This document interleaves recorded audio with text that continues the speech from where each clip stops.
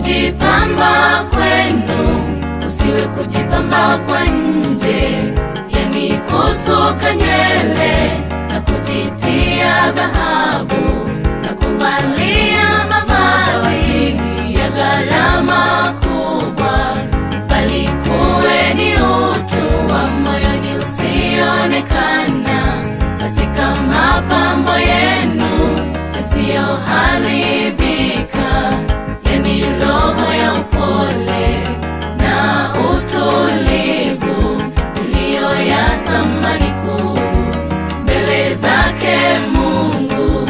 Ndivyo walivyojipamba wanawake watakatifu wa zamani.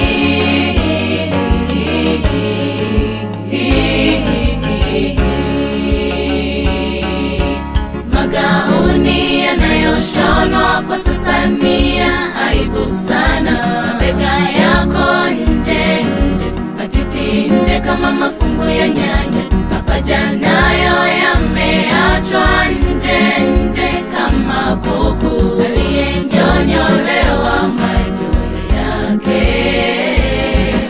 Dunia simama, ninatamani nishuke. Amejiunga na sanamu, hakika wande utavuna ulichopanda, hakika wande utavuna ulichopanda.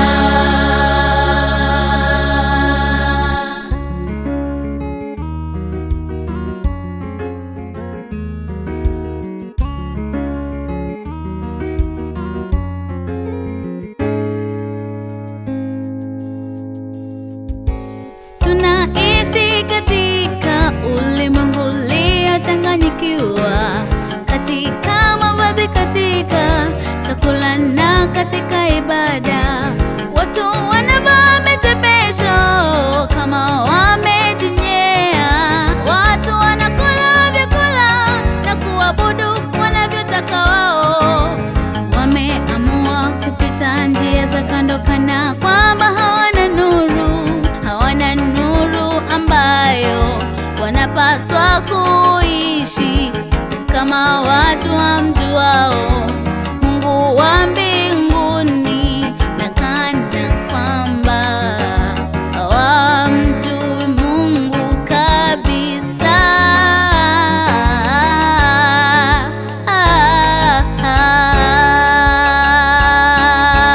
Magauni yanayoshonwa kwa sasa ni ya aibu sana, mabega yako nje nje, matiti nje kama mafungu ya nyanya, mapaja nayo yameachwa nje nje kama kuku aliyenyonyolewa manyoya yake.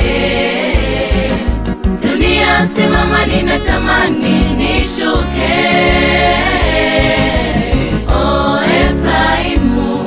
Amejiunga na sanamu, hakika wande utavuna ulichopanda, hakika wande utavuna ulichopanda.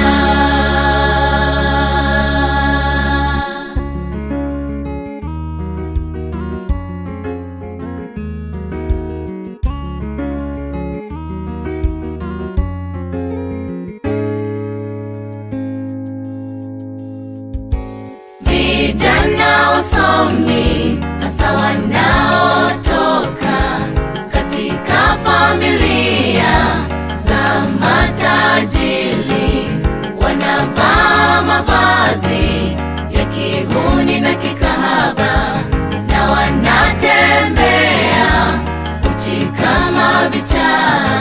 Hawataki kuvaa nguo nzuri na zenye heshima ambazo wanaweza kuvaa ili kusitiri miili yao. Vijana wanaovaa vizuri wanawaona ni washamba, na wakati hao ndio wanaovaa nguo nzuri na zenye adabu.